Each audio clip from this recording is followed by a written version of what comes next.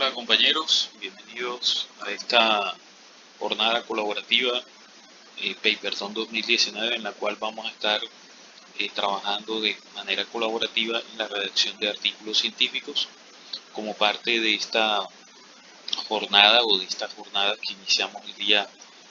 lunes y estamos terminando el día de hoy miércoles.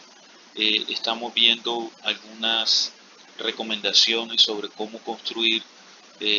las diferentes secciones de los artículos científicos, y en esta sesión en particular vamos a hablar sobre cómo redactar adecuadamente la introducción y el resumen de un artículo científico. Es muy importante, antes de que sigamos adelante con nuestra charla, tener bien claro cuál es la importancia tanto del resumen como de la introducción, y en ese orden de ideas es importante aclarar que estas dos secciones, desafortunadamente, los investigadores muchas veces no tienen claro cuál es la importancia de las mismas, cuál es el impacto que tienen estas dos secciones para el éxito de un artículo científico. Cuando hablo del éxito es el impacto que este puede tener, y el impacto, pues ustedes saben que se mide normalmente es por las citaciones, no solamente que el artículo quede publicado, sino a nosotros a la larga nos interesa como investigadores ser un referente en el campo que estemos trabajando, y ser ese referente pues se logra es básicamente con las citaciones, no simplemente con el artículo publicado. Entonces, tanto la introducción como el resumen van a apuntar a ese hecho de que el artículo se ha citado, y si es citado es porque fue leído, y si es leído fue porque fue consultado en una base de datos y le llamó la atención al lector. La introducción, ¿cómo va a aportar a ese objetivo? Pues la introducción es la que va a involucrar al lector con el tema del artículo, va a dar el lineamiento de cómo se va a construir el artículo o la narrativa del artículo, va a resaltar la importancia del problema tratado y va a plantear cuál es el objetivo de la investigación, y estos aspectos van a ayudar a resaltar pues aún más la importancia del trabajo realizado, y en el caso de el objetivo de la investigación o los objetivos que se busquen con la investigación que quedan en la introducción, me va a ayudar también a construir las conclusiones, que es una parte muy importante del artículo y que muchas veces no sabemos cómo construir. De igual manera, el resumen, que es, digamos, el otro tema que vamos a tratar en esta charla, me va a brindar la oportunidad de vender el artículo. ¿Cómo así vender el artículo? Ustedes saben que cuando nosotros estamos trabajando en búsqueda de información, pues nosotros no nos leemos todos los artículos que nos aparecen en la búsqueda, pues hacemos una refinación de la búsqueda con palabras claves, con ecuaciones de búsqueda, con años, pues, con diferentes aspectos, pero a la larga siempre terminamos con 100 artículos o de pronto más, y nos interesa hacer una depuración de los mismos. Para hacer esa depuración, pues la primera herramienta que tomamos es la lectura del resumen. Si el resumen nos parece interesante, si el resumen nos parece que el artículo nos va a aportar a nuestra investigación, pues ya miramos si tomamos la decisión de descargarlo y leerlo completo. Pero miren que esa decisión parte del hecho de un resumen muy bien construido, que llame la atención, que muestre los aportes del artículo, y de igual manera eh, relacionado con el resumen está la determinación de las palabras claves, que también van a ayudar a que en el momento dado que alguien coloque unas palabras claves en el buscador, nuestro artículo sea de los que aparece en esa búsqueda que está realizando la persona. Entonces miren que las dos secciones tienen una importancia muy grande con el fin que tenemos de que nuestro artículo a la larga se convierta en un referente, es decir, que sea citado. Bueno, en ese orden de ideas, pues vamos ya a empezar a hablar un poco con más detalle de lo que es la introducción, de las recomendaciones para construirla, y posteriormente haremos lo propio con la sección del resumen. Entonces, la introducción, como ya bien les había dicho anteriormente, hace la apertura del artículo, ambienta y dirige al lector en su lectura, pero también define el problema de investigación, presenta los antecedentes en los que se fundamenta el estudio, define los objetivos y destaca el valor o la utilidad del trabajo realizado, y también pues se incluye la justificación de por qué se está ejecutando el proyecto o por qué se realizó la investigación que se está describiendo a partir de las secciones siguientes. Esto es muy importante porque nosotros en cualquier trabajo de investigación pues tenemos que tener claro cuál es el problema que vamos a resolver, cuáles son los objetivos, tenemos que tener en cuenta una definición del problema, una importancia del problema y cuál es la justificación de resolver ese problema. Nosotros en los proyectos de grado, ya sea de maestría, de doctorado o de pregrado, siempre tenemos una sección para cada uno de estos componentes, es decir, tenemos una sección que es la definición del problema, tenemos una sección de objetivos, tenemos una sección de justificación, etcétera. Tenemos dentro de la definición del problema, construimos algo que se llama el árbol del problema normalmente, pero en el artículo no hay espacio para todo eso. Entonces, bueno, y tenemos una introducción también en nuestra tesis. En un artículo todo eso tiene que quedar condensado en la sección de introducción. Entonces la sección de introducción no simplemente es la introducción, sino que además es definición del problema, objetivos, justificación y antecedentes. Y todo esto, miren, que es lo que le va a dar claridad al lector de qué es lo que se va a encontrar más adelante. Y me va a dar claridad a mí sobre las conclusiones, es decir, los resultados que yo tengo en mi estudio, pues los voy a enlazar con ese problema que planteé, se resolvió o no se resolvió, los objetivos que yo perseguía en mi investigación, se cumplieron, no se cumplieron, y es lo que me va a ayudar a mí a redactar las conclusiones en el momento en que pues haga el cruce con el análisis de resultados. La introducción asimismo, en la parte de los antecedentes, es muy importante que arranquemos de lo general hacia lo particular, es decir, de un marco nacional, por decir algo, a un marco local, si el problema que estoy resolviendo es local, o de un marco internacional a un marco nacional, si el problema que estoy resolviendo es a nivel nacional. Ya mirando con más detalle cada una de estas secciones que les he comentado, pues está la importancia del tema. Esta importancia del tema debe abordarse, que es, digamos, por qué el problema es relevante, debe presentarse o construirse mediante el apoyo bibliográfico. También esto es muy importante. No pensemos que solamente la parte de referenciación bibliográfica va a ir en la parte del estado del arte o revisión de la literatura, sino que también en la presentación del tema y tratar de darle su importancia, pues yo me tengo que basar en datos que están en otros artículos o en reportes, por ejemplo, de la Organización Mundial de la Salud o de la ONU o del Ministerio de Salud. Depende cuál sea la problemática que yo esté tratando, me tengo que basar en ese tipo de datos para poder resaltar la importancia del tema y poder evidenciar que el problema o que el tema tratado es importante o que el problema es muy importante, no porque a mí me parezca, sino porque hay datos disponibles en diferentes fuentes que indican que efectivamente es un problema importante para resolver. De igual manera, debo contener unos antecedentes o debo incluir unos antecedentes en la introducción que me sirven para contextualizar temporalmente en el tema que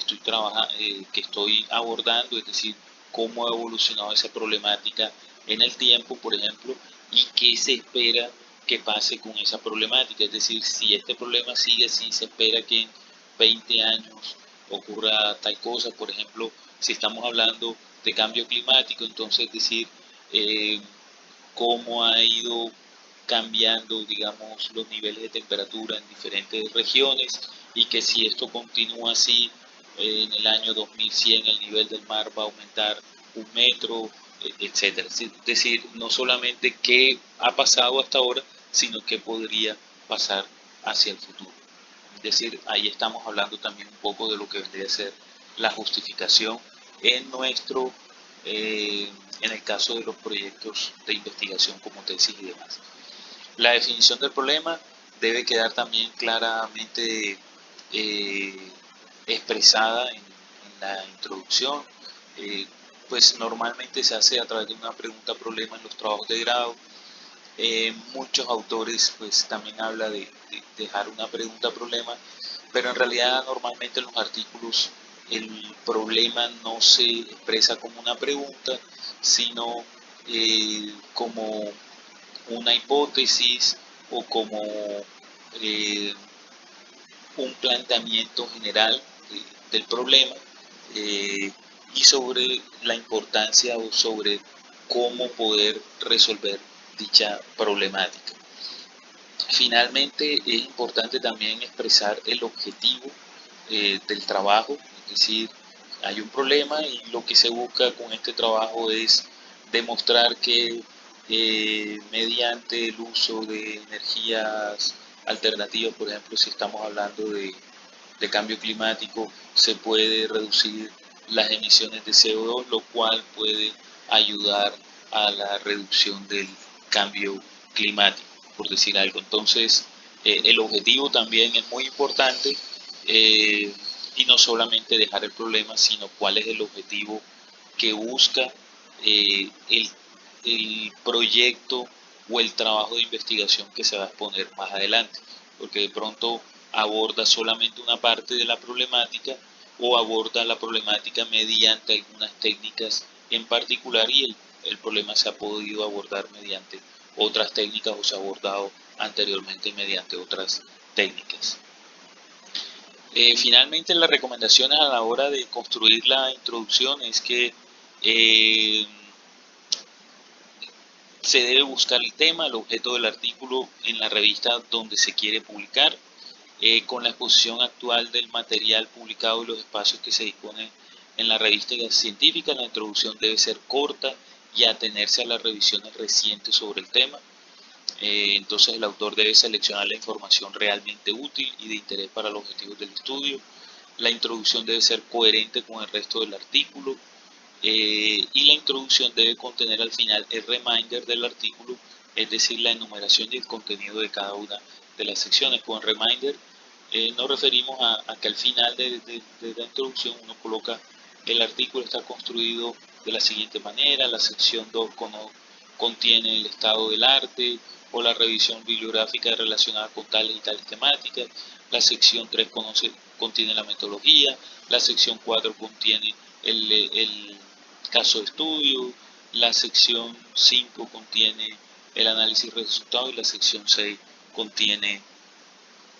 las conclusiones del proyecto de investigación o del trabajo de investigación. Eso es el reminder y también es muy recomendado colocarlo al final de la introducción. Bueno, ahora vamos a hablar brevemente del resumen. El resumen, pues, en su forma clásica se puede considerar como una versión en miniatura del artículo. Es el primer encuentro del lector con una investigación o relato, por lo que su función es comunicar en forma rápida y precisa su contenido esencial. Entonces, esto es muy importante porque al igual que lo que aparece en la sección siguiente, acá en esta sección, se los muestro, esta parte de acá, el numeral 2 y el 3 están muy relacionados y es con el hecho de que la introducción, perdón, el resumen, es el primer encuentro que tiene el lector con el artículo, por lo cual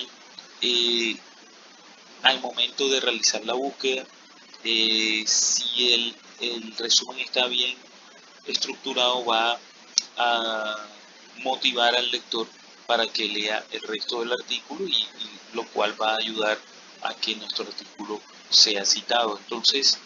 en el resumen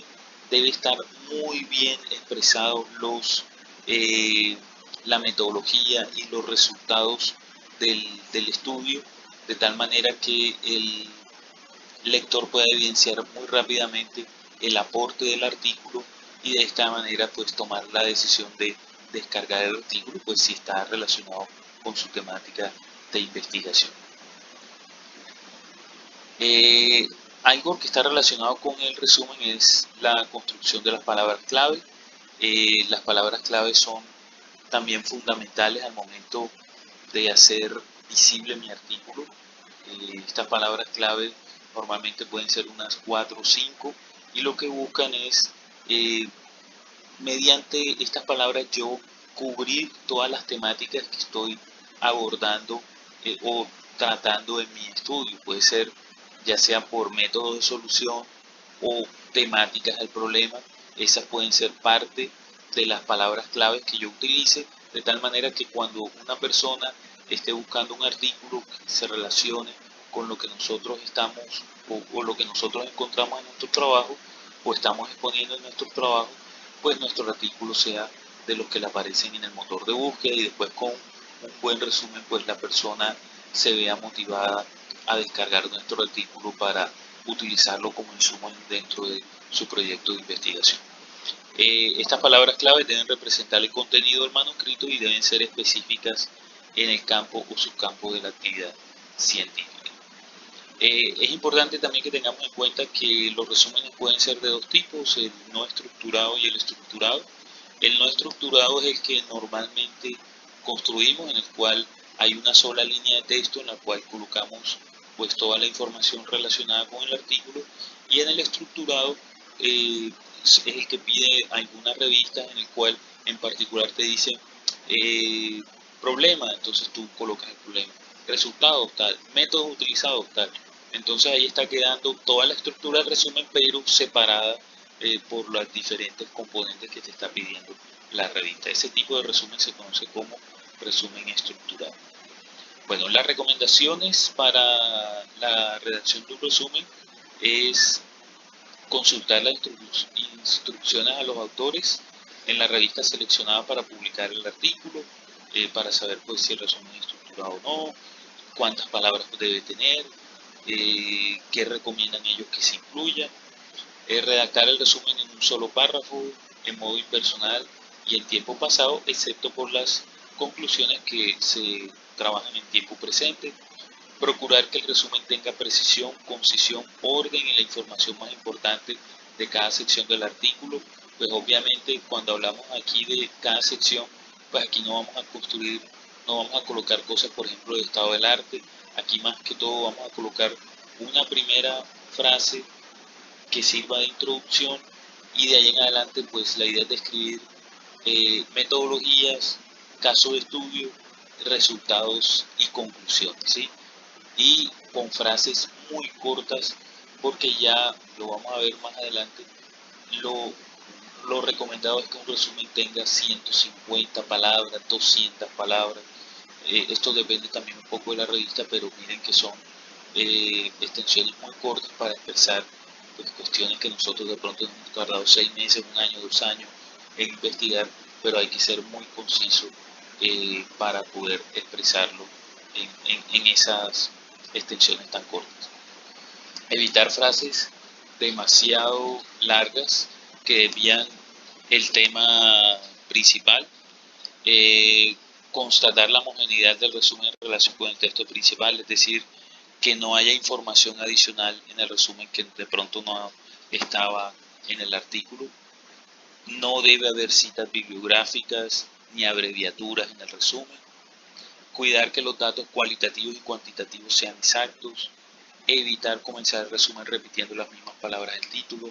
Evitar las frases tales como según dice el autor o el documento concluye. Comprobar que las versiones en otro idioma dicen lo mismo que la versión en el idioma original. Recordar que el resumen no es el recuento de antecedentes, esto es muy importante, por eso les decía que la introducción va a ser prácticamente una frase, ni una revisión histórica del tema, ni un comentario sobre el artículo. Limitar la longitud del resumen a la indicada o sugerida por la revista seleccionada para enviar el artículo y redactar el resumen una vez terminado el artículo cuando se haya profundizado en el tema y alcanzado una visión detallada del contenido del trabajo. Bueno, espero que les haya sido de utilidad esta presentación. Muchas gracias, espero que aprovechen el resto de la jornada. La presentación pues se la compartirán los compañeros Mayra y Alfonso, y pues cualquier ayuda que necesiten con mucho gusto me pueden escribir al correo y estamos en contacto. Bueno, que estén muy bien y que aprovechen el resto de la jornada.